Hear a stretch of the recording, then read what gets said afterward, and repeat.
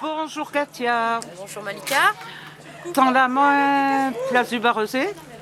Comme d'hab. Dis-moi, où tu en es?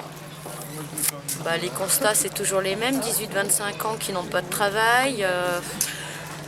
Nous, on voit pas de résultats vis-à-vis de l'État, quoi.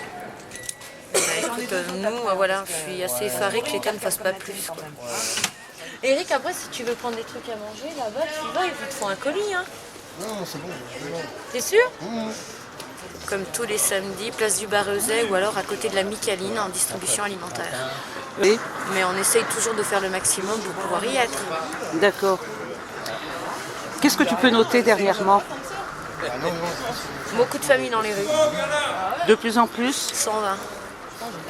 Tu fais des collectes alimentaires aussi l'après-midi. Des collectes, oui, tu peux dire... En ce moment, on s'occupe beaucoup de la collecte de Noël qui aura lieu pour le 24 décembre, donc le Noël solidaire, de 13h30 à 17h30. Oui. On fera crêpes, gaufres, chocolat chaud. On distribuera des Anit Flavini, des chocolats que des chocolatiers vont nous faire pour Tends la main, des jouets. Enfin, c'est vraiment le Noël pour tous et solidaire. Très bien. Tu vas dans les squats aussi, toujours? Toujours. Ça se passe comme au début? Tu notes un changement ou c'est à peu près... Toujours pareil, hein. Toujours pareil. Bon, des fois, des coupures d'électricité, alors ça devient agaçant. Ce genre de petites choses, mais la situation est toujours la même, sauf que certains qui sont en squat devraient être hébergés par l'État. Ils ne devraient pas être dans ces squats. C'est la loi, hein. La loi est faite comme ça, mais visiblement, elle n'est pas respectée ici. Il y a des demandes par rapport à des vêtements aussi, ou des vêtements chauds, des couvertures peut-être, des choses comme ça. Les vêtements chauds, encore tout à l'heure, on les a mis. Oui. Après, oui, il faut absolument des couvertures. Là, on n'en a plus du tout, on ne peut pas en donner et il y a une grosse demande de couverture. Oui, j'ai entendu dire. On cherche aussi des réchauds, des petits réchauds avec la petite bouteille qui se clipse en dessous pour qu'ils puissent se faire chauffer à manger. Là, ce soir, on a des émincés de volaille au riz qui pourraient se faire au bain-marie avec un petit réchaud. Mais malheureusement, beaucoup n'ont pas de réchaud. Donc on collecte aussi des réchauds. Ils mangent froid. C'est bientôt l'anniversaire de Tends la main? Le 18 février et on le fêtera sous les pieds de la Tour Eiffel le 17 février avec d'autres associations, tous liés main dans la main. D'accord. Il y en a beaucoup maintenant? Ce sont des antennes? Non, mais il y a des antennes, mais il y a aussi les autres associations, toutes celles qui sont nées comme nous. Oui. On est tous dans l'entraide. Si on sait qu'il y a un manque à Paris, on envoie à Paris. Si Paris apprend qu'il y a un manque à Dijon, ils envoient à Dijon. Si tu veux, il y a une vraie solidarité, on se fiche du nom. Oui. Même nous, quand on récupère des gros stocks et qu'on en donne à des grosses associations plus connues, on ne demande pas à ce que le nom soit dit, on ne l'affiche pas. Voilà, quand on a, il faut s'entraider. De toute façon, on y arrivera qu'en se donnant la main les uns avec les autres, sinon on n'y arrivera jamais. Ce qui fait l'intérêt aussi ou la force de Tends la main, c'est que tu n'as pas de saison, toi, tu fonctionnes tout le temps. Nous, c'est tout le temps, c'est toute l'année, il n'y a pas d'arrêt, jamais. Mathias, tu es le petit nouveau, il paraît? C'est ça, je suis le petit nouveau. Tu es venu comment à Tends la main? Tu connaissais Katia?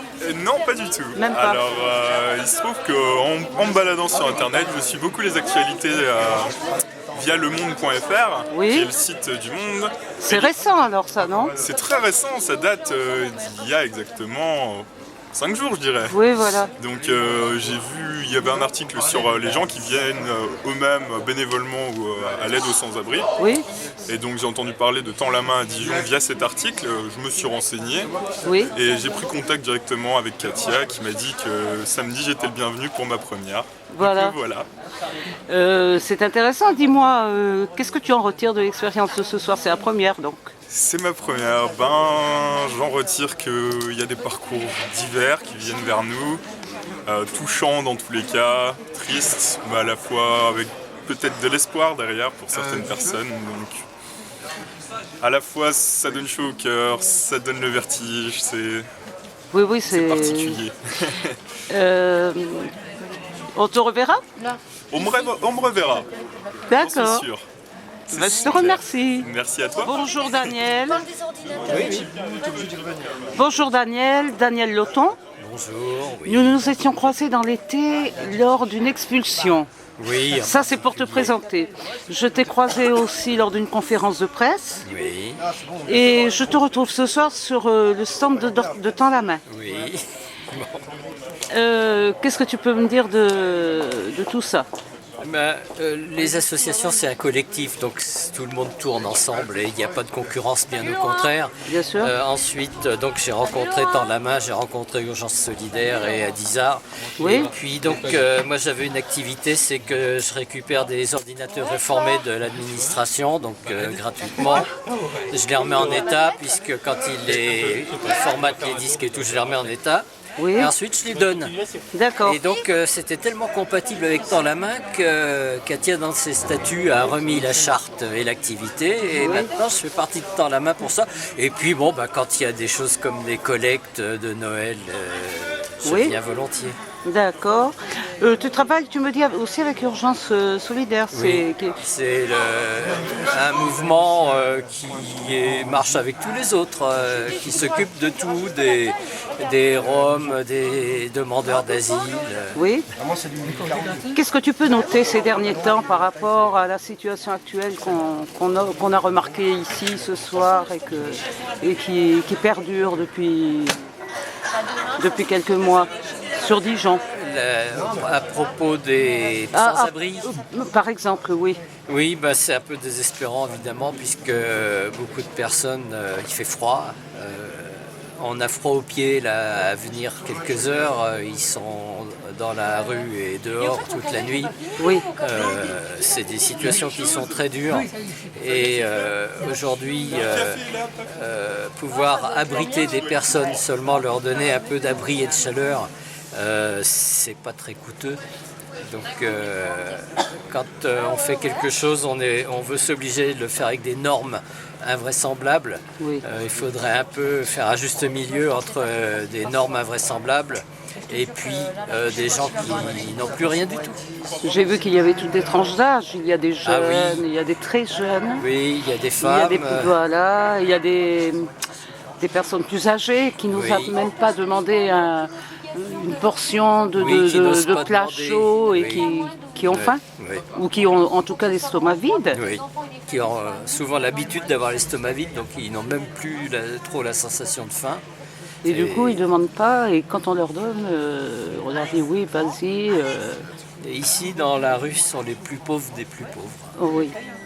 Et il fait froid ce soir. Je ne sais pas le nombre de degrés qu'il y a ou qu'il n'y a pas. À peine. Hein. Et tu l'as dit que tu étais carrément responsable, toi, chez nous? Non. Non, là, pas bravo. Non. Responsable de... Technologie, Rome, demandeur d'asile dans les statuts. Bonsoir Nora. J'aimerais que tu te présentes, s'il te plaît.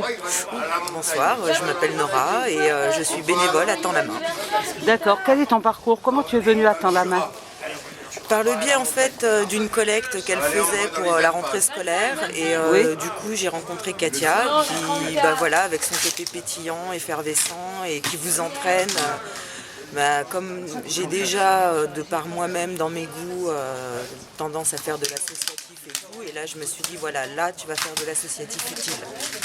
Tu as l'habitude dans ton parcours de croiser ce genre de difficultés qu'on croise comme ce soir par exemple?